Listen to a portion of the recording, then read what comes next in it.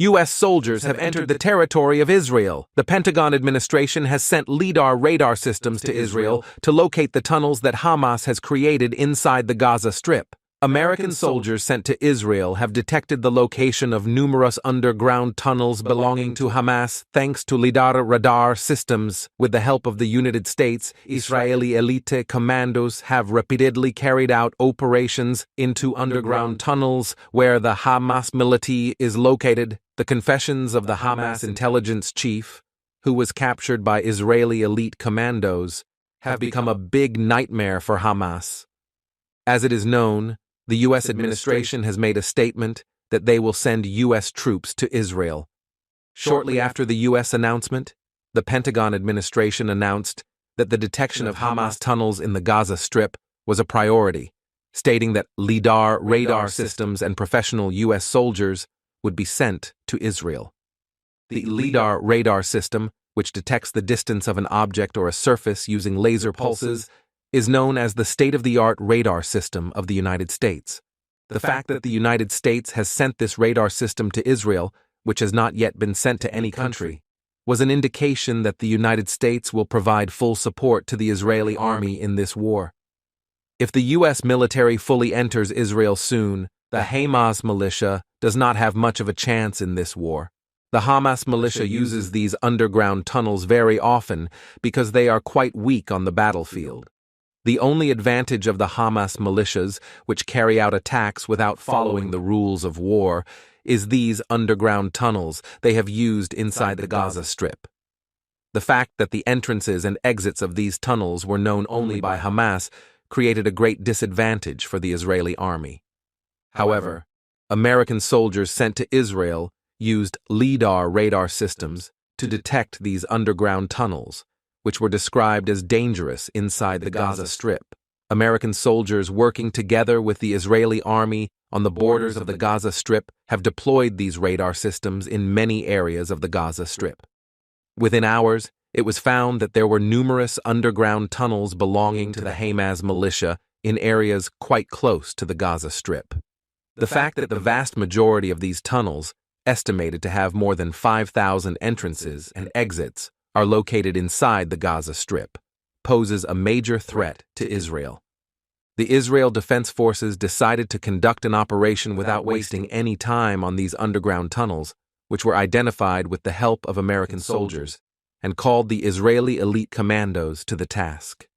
The Israeli Elite Commandos targeted underground tunnels located very close to the Israeli border as the first target. The commandos, who took action in the early hours, entered this underground tunnel formed by the Hamas militia for the first time. The presence of Hamas militiamen in the tunnel during the operation also caused a major deconfliction between Israeli elite commandos and Hamas militiamen. A large number of Hamas militiamen who were caught unprepared for the Israeli soldiers lost their lives during this operation. However, the statement made by the Israel Defense Forces caused a shock effect all over the world. Israel Defense Forces officials announced that one of Hamas's regional intelligence chiefs was captured during this operation of Israeli elite commandos into an underground tunnel. The Hamas intelligence chief who fell hostage to the Israeli army is said to have been interrogated by Israeli elite commandos. Shortly after the Hamas intelligence chief was questioned, the Israeli military carried out an airstrike on the area where Ayman Nofal, one of the top Hamas commanders, was located. The Israel Defense Forces announced that Ayman Nofal, who served as a senior commander in Qassam brigades, the armed wing of Hamas, was killed by this attack. The attack on Hamas commander Ayman Nofal immediately after the interrogation of the Hamas intelligence chief did not escape attention. According to rumors, the Hamas intelligence chief, who fell hostage to the Israeli army, admitted the area where the safe house where Hamas commander Ayman Nofal was hiding was located. The Israeli army, on the other hand, carried out an attack on this area and managed to neutralize Hamas commander Ayman Nofal. Together with these operations organized by the Israeli army, it managed to neutralize 4 Hamas officials on the same day. It was officially announced that Ayman Nofal, Fuad Abu Batihan, Taysir Ibrahim, and preacher Vail Ezered, known as Hamas commanders, were killed in Israeli airstrikes. The Hamas leadership, on the other hand, admitted that these commanders had lost their lives. The U.S. share in the success of the Israeli army in these attacks is quite large. It surprised everyone that the United States put its own soldiers in danger for Israel. The United States, which provided military support to Ukraine during the war between Russia and Ukraine, did not want to send its troops to Ukraine in any way. However, the Pentagon administration has agreed to send U.S. troops to Israel. The fact that the United States made such a sacrifice for Israel has become a major issue on the agenda all over the world. Do you think the U.S. government will intervene in the Gaza Strip to completely destroy Hamas?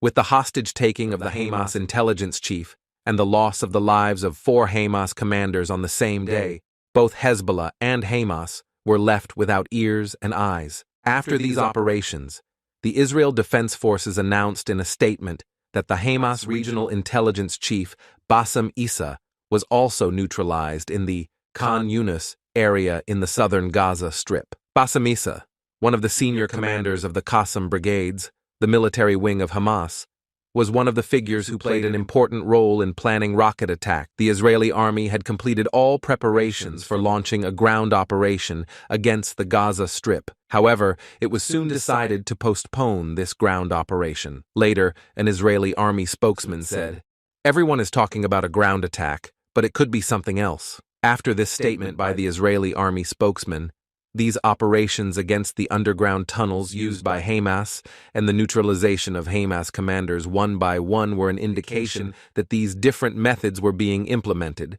so we found out what Israel was talking about. With the murder of the Hamas intelligence chief, Hamas forces began to experience a major lack of intelligence on the borders of the Gaza Strip. The fact that the Hamas administration has lost so many soldiers and commanders in a very short period of time may lead to a major change in the course of the war. The Israeli army has already begun to pile up its tanks and armored vehicles on the borders of the Gaza Strip. It seems that if Israel continues these successful operations against Hamas commanders, this war will end before it begins. In your opinion, the Israeli army has just started using its military technology. Do you think the Hamas militia can be successful in the face of this Israeli military technology? The Israeli army is fighting a big fight, not only against Hamas, but also against Hezbollah. Hezbollah and Hamas, which are trying to attack Israel from 3 different fronts, continue to attack Israel from Syria, Lebanon, and Gaza. However, the Israel Defense Forces have taken a very tough stance on this issue. Recently, the Israeli army declared a state of emergency on Israel's border with Lebanon.